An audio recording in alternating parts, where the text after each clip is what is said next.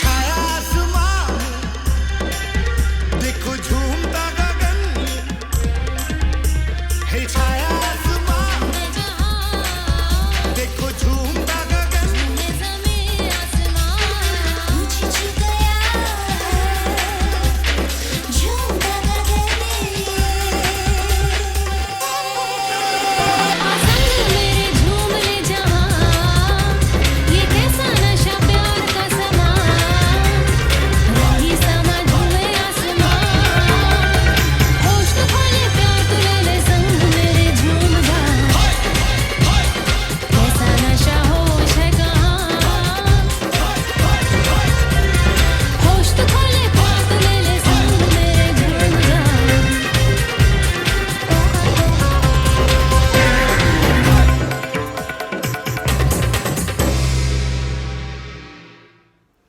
Hey YouTube family, it's your girl Kim, the Princess of Transparency.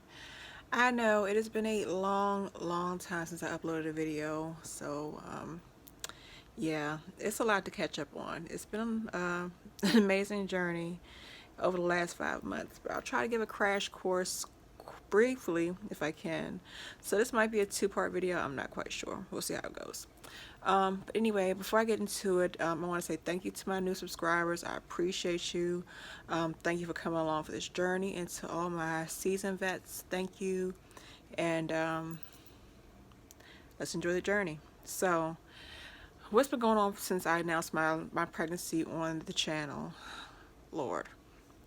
So as you all know, in July I did my video announcing the pregnancy, and I did my confirmation ultrasound in August 5th, and let me just say that was not an easy ultrasound to do, for the fact that, one, you have to drink so much water to do the ultrasound, but when I got there, it was a lonely experience because the tech wouldn't allow my husband to come back, so I just went into the room by myself with just me and her, and she was not the kindest, and she was very heavy-handed. She started off doing the abdominal ultrasound, then went into doing the pelvic exam, or the pelvic ultrasound, and I was given no conversation, dark room, me and her, and she wouldn't even allow me to see the screen. Any other ultrasound that I've had with my other 4 children, you know, it's always been like a family effort, you know, very friendly, open, you know, they invite you to have that first aha moment. I wasn't given that. So she kept asking me questions about my past history, and she kept making this face, and I couldn't understand it. But after about 20 minutes of her doing the exam, and she walked out, said, well, let me speak to the doctor and see if I could tell you anything. I mean, I get that text can't say any information. I respect that, but don't make a already anxious situation even more anxious, in which she did. And when she finally came back, maybe 10 minutes later, she finally came back with a video, or not a video, but or she allowed me to see the first image of the baby, and she just said, you need to follow up with your doctor. So I'm like, okay, I'm feeling like, okay, something's off, but you're not telling me something. So I already being emotional, already feeling some kind of way, because I was basically left crying on the table because I felt so alone. It was what it was. So I'll try to upload the video or do a screenshot of the photo either now or in the end. But then fast forwarding, things got really complicated with the pregnancies as far as the first trimester, just having a lot of morning sickness. That nausea got so bad to a point that the doctor was giving me the medication, Zofran, to try to help. It didn't. I just got to a point that I couldn't eat, which is very uncomfortable. My hips started hurting at 5 weeks, and it just got to a point that I just kind of couldn't walk. And then at 11 weeks, things got really disastrous, to a point that my youngest son found me passed out in the bathroom because I just regurgitated so much that is he found me laying there. So thank God that he was able to get me help because I couldn't make it on my own. So I had zero appetite. I was still maintaining my weight because I was trying my best to drink as much as possible, but not having appetite, and at the same time constantly heaving. What can you do? Sorry if it's TMI, but then at 13 weeks, things started to really kind of turn. Whereas I had to actually be hospitalized. When I hospitalized, I had to be rushed to the ER because I couldn't walk at all. And it might be TMI, but this is something I experienced, and maybe some other moms out there have experienced it. But my whole entire vaginal area was numb. I just kind of thought that it was nothing. At the same time, I was still having a lot of the nausea and the dizziness. But when I got to the ER and they did the blood work and everything, they discovered that I had low potassium. And it's low potassium that I was severely dehydrated.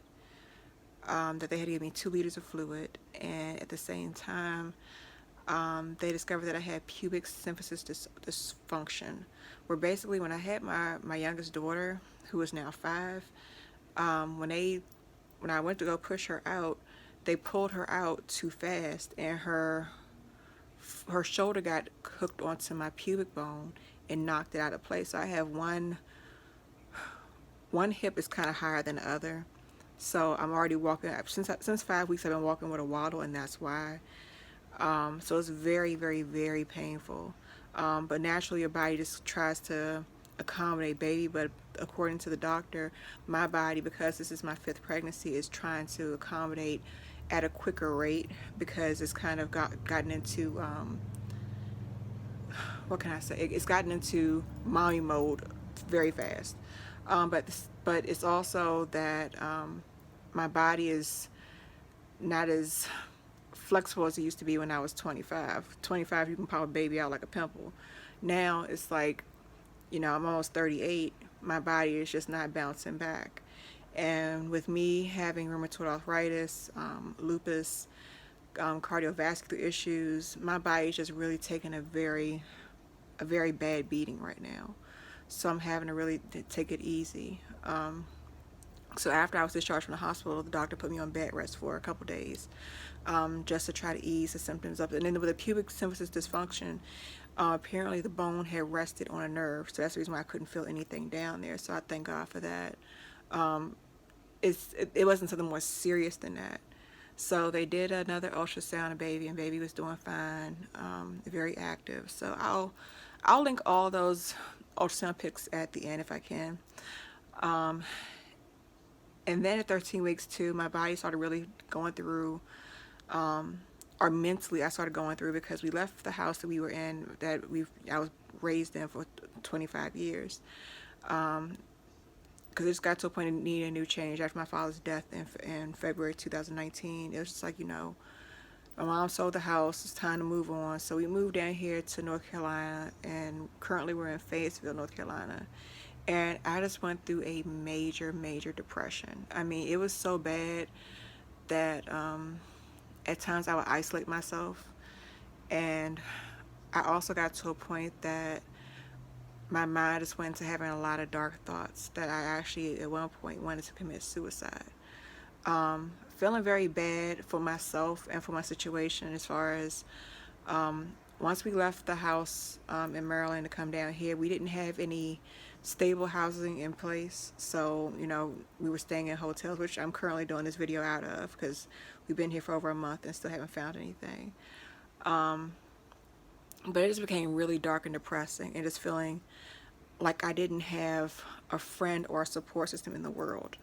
That's just pretty much where my mind it went to. And it's just like, you're already going through enough in the pregnancy as far as just being hormonal, but also feeling like you're feeling sorry for yourself because you're going through so many aches and pains within the pregnancy, with the rheumatoid arthritis and all the other joint issues. So it got to be really bad. And then also at 13 weeks, they started me on doing daily injections of Lovenox, which is a blood thinner, because I have, I'm trying to think of antiphospholipid syndrome, what basically causes my blood to clot.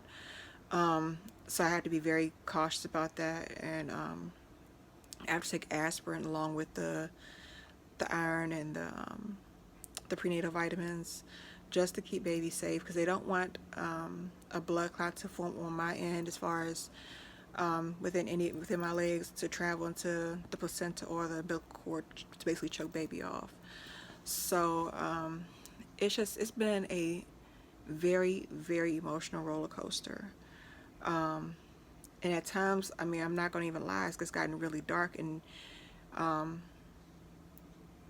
it's hard when you don't have that support system in place that you thought that you were going to have.